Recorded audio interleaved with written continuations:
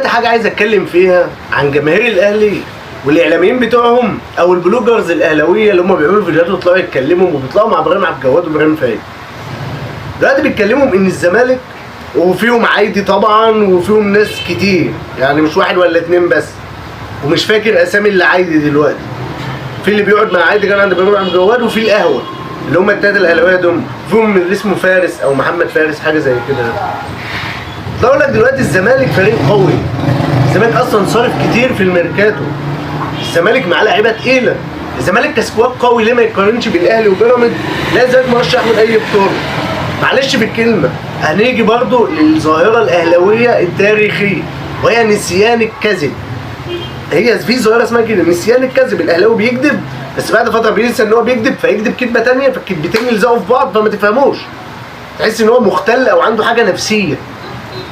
فظاهره النسيان الكذب اللي عند الاهلاويه دي بيقول لك ايه؟ اول موسم قال لك هل لاعب زي عدي الدباغ وشادي حبشه، هل لاعب زي عدي الدباغ او خوان بزيرة او الصفقات دي واحمد شريف او صفقات نادي فاركو والحاجات دي تيجي حاجه جنب زيزو او تخوف الاهلاوي او تخوفني كاهلاوي؟ يعني مثلا مش زي صفقه زيزو، مش زي صفقه بن شرقي، مش زي تريزيجيه، مش زي يطلع اي واحد في الاعلاميين دول يقول لك الزمالك الطبيعي ان هو لازم يفكر ويصارح جمهوره، ان هو لازم الاداره لازم تصارح الجمهور ان لازم الزمالك يبقى تارجته انه ياخد الكونفدراليه ومركز ثالث.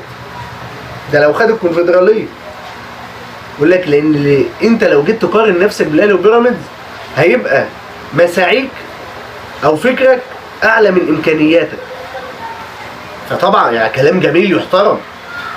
انا واحد زملكاوي كنت شايف الزمالك مش هيعمل حاجه، اللي في الزمالك دلوقتي اعجاز بالنسبه لي. فالفكره انا هفضل اقول ان انا شايف ان اللي بيعمله زيك اعجاز. فانت كاهلاوي هل تقيل على لسانك اللي انت تقول ان اللي بيعمله الزمالك اعجاز؟ ده مش طبيعي. يعني انت لا ما تقولش اعجاز بس تطلع نفسك كذاب ومنافق عادي، ما عندكش مانع. ظاهرة تانية غريبة السنة دي، الظاهرة التانية الغريبة جدا بالنسبة لي برضه حتة ان الزمالك يستفيد من التحكيم تاريخيا. الزمالك الاتحاد المصري لكرة القدم والتحكيم بيساندوا الزمالك طول حياته.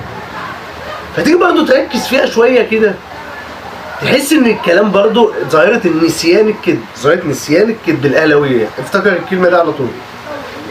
زمان كانوا يمسكوك ويقول لك بطل شغل جو المؤامره ده، مفيش حد عامل مؤامره عليك كزمالك، مفيش حد عايزك تقع كزمالك، انت الوحيد اللي حاطط دلوقتي ان في مؤامره. ليه؟ لان انت لما كنت بتظلم من التحكيم في حاجات شهيره طبعا زي دوري حسن شحاته، دي الكوره اللي حسب التسلل من نص الملعب، زي كوره احمد سامي الهند اللي صدها دي، حاجات شهيره كده ما تعرفش كام فين. كوره ضربه الجزاء السنه اللي قبل اللي فات او اللي فاتت الاهلي وبيراميدز لما حسين دب في بطن محمد حمدي كان يطلع احشائه بره جسمه واتحسبت ضربه جزاء. زائد النسيان الكذب الاهلاويه بتقول لك ايه؟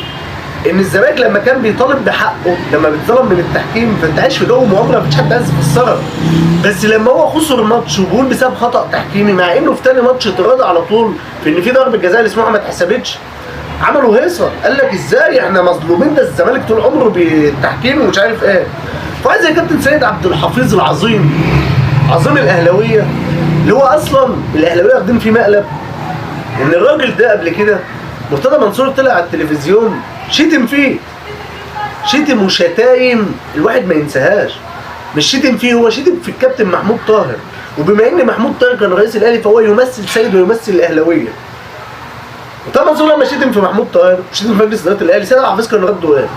كان قاعد ساكت، حتى ما قطعش المكالمه، حتى لما المكالمه خلصت ما اعتذرش للباشمهندس محمود طاهر، لا هو كمل المكالمه عادي. ليه؟ لان سيد لم يكن له مصلحه في النادي الاهلي، فهيكمل المكالمه عادي، ما عندوش مانع يشتم في اللي انت عايز تشتمه في النادي الاهلي، اشتم في النادي الاهلي عادي، فهو مش هيرد. فحضرتك كاهلاوي محنك قوي هتيجي تقول لي ايه؟ ما مرتضى منصور محدش كان يقدر يكلمه وقتها، مع ان احمد شديد احمد اينو او اينو عامه يعني طلع قبل كده مرتضى منصور لما جه يتكلم عليه اينو ما سكتش قعد يرد عليه، ابراهيم سعيد نفس النظام، فهم الرجاله اللي لهم مبدا هيردوا عادي، انما الكابتن سيد لا ملوش مصلحه، فهيرد ليه؟ هيتعب دماغه ليه ويرد؟ فما ردش. من بعدها سيد لما اشتغل في النادي الاهلي وبقى ليه مصلحه جوه النادي بدا يرد عادي. فدي اكذوبه اهلاويه، بس ما علينا من الحته دي. الحته المهمه ان الاهلاوي العظيم كابتن سيد عبد الحفيظ طلع بكده قال لك لو انت عايز كزمالك تتقدم مالكش دعوه بالتحكيم، مالكش دعوه بالتحكيم خالص، ما تحطش مبررات واسباب لنفسك تدعوك للفشل. فكابتن سيد انت نزلت الملعب لحكم عشان ما حسبش ضربه جزاء انت شايفها صح.